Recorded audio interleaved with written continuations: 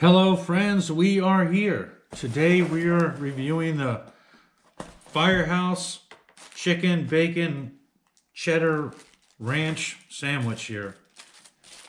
Take the pickle off. They give you a pickle. Weigh it. I got the large. It was 16 bucks. And like one thing I noticed about Firehouse subs, like they always have a donation. Like you can put a donation on there. But as far as tipping goes, there's no option 1.93 ounces for the 12-inch. Like I said, they have all these ways to put donations for the Firehouse where they have no way to put a tip for the workers in there, which I don't know. I think that if they think that like if we put a tip option in there, it's going to take away from donations. And it's great to donate to the fire department. Don't get me wrong, but the Firehouse subs is writing that off of their taxes. And I just think it's an opportunity for the employees to make a little bit more money, to get a gratuity and makes them feel good and everything. But here is the chicken, bacon, ranch sandwich. Here's a cross section. I'm only going to eat half of this. It's got bacon on it. I can see the ranch. The bacon's semi-crispy. Looks pretty decent. Let's try it here. Firehouse subs going in.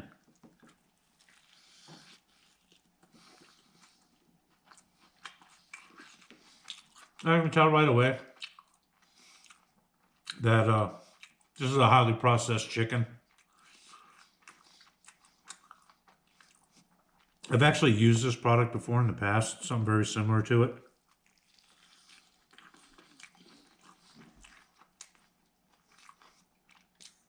It's great for sandwiches like this. It's great for cheesesteaks and stuff like that. But it is a highly processed product. Bacon tastes good. The bread is soft. The lettuce, I taste the ranch dressing. Cheddar cheese is shredded. I don't know about that. But not even having an option. I mean, there's not even a place to, there's not even a tip jar on the counter. This is Franklin, North Carolina. And I don't know if you know this about Firehouse subs. They're real strict with their franchise. If you want to open up a Firehouse subs first, they're going to vet you financially. And then you go to like, it takes over a year. Then you go to like their Firehouse subs school, and they want the owners of the sub shop to be involved with it. Like, don't think you're going to buy a franchise and not be involved. They're adamant about that. And you can tell the one in Franklin runs like clockwork. It's clean. It's impeccable. It's super clean. Bathrooms are clean. It's a good unit. It's a good franchisee. They're doing a really great job. Which brings me to my topic today of some cleaning items and things that you need to really pay attention to as a young chef, a sous chef, or a cook coming up. The first one, which is probably the most overlooked one in the food business, is keep your dumpster area clean. Keep your back door super clean. You're going to have the obligatory cigarette butt can there, but make sure like rainwater is not getting into it. Make your cigarette disposal area neat and tidy. I don't recommend having a chair out there. It's just a bad look if they can see the back door of your restaurant. They see people back there smoking and vaping and stuff like that. I don't agree with that.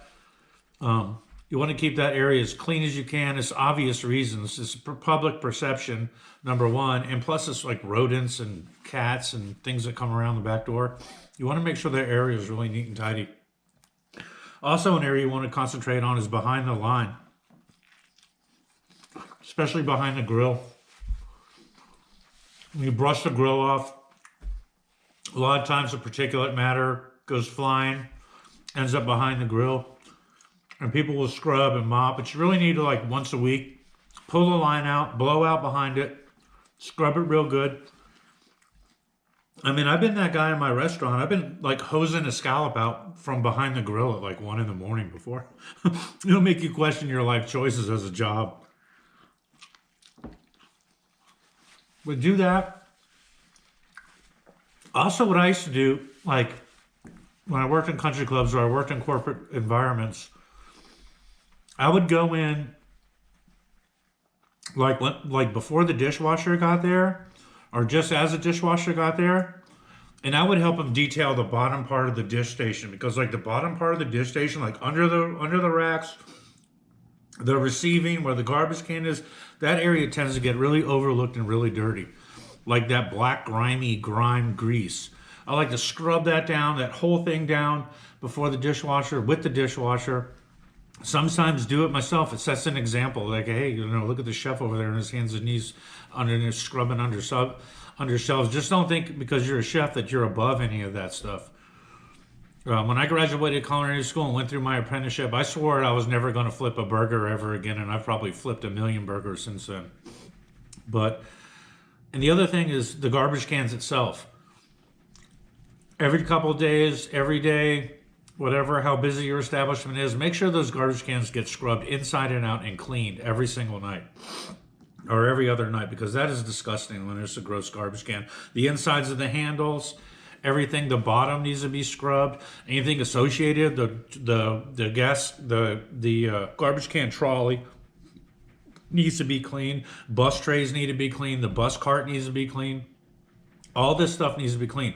This is detailed cleaning all the time. That old kitchen adage, you got time to clean, you got time to clean, that is more than true. You want to keep your guys busy cleaning. You don't want to get an environment where, if you're waiting before a rush, yeah, but like if it's a slow night, Tuesday night, it's snowing, it's raining, it's detailed cleaning time. A lot of chefs they'll start cutting labor. I don't do that. I sign everybody a cleaning project where we're going to blow the walk-in out today. We're going to really detail all these reach-ins. We're going to clean under stuff.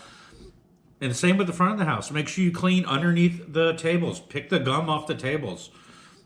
All that stuff. It needs to be done.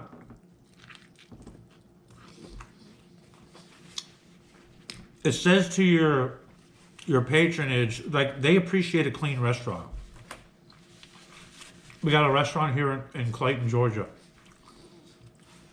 It's the next town over. It's like 20 minutes away. It's called U-Joint. It's a super popular restaurant. The food is good. The service is good.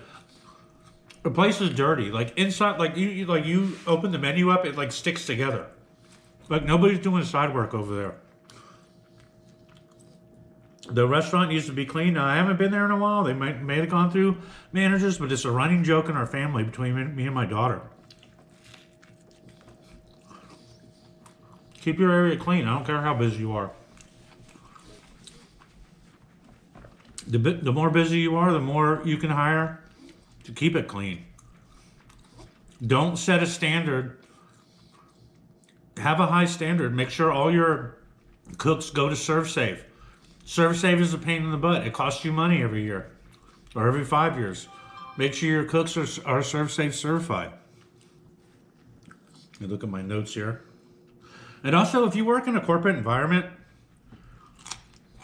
I found this out when I worked at the country club in Georgia. They would put all this money into the front of the house. I don't know, new tables, new chairs, they're redoing the deck, the lighting. When I got there, the air conditioner was broken.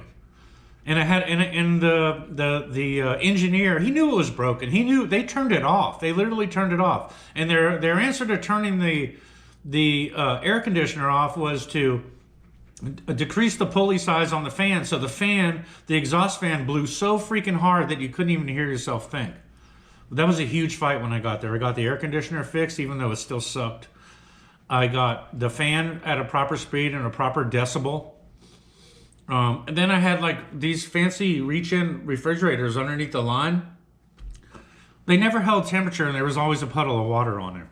And I would literally have to do the stupid email chain to the general manager and then to him, instead of him just coming and doing his job and fixing it.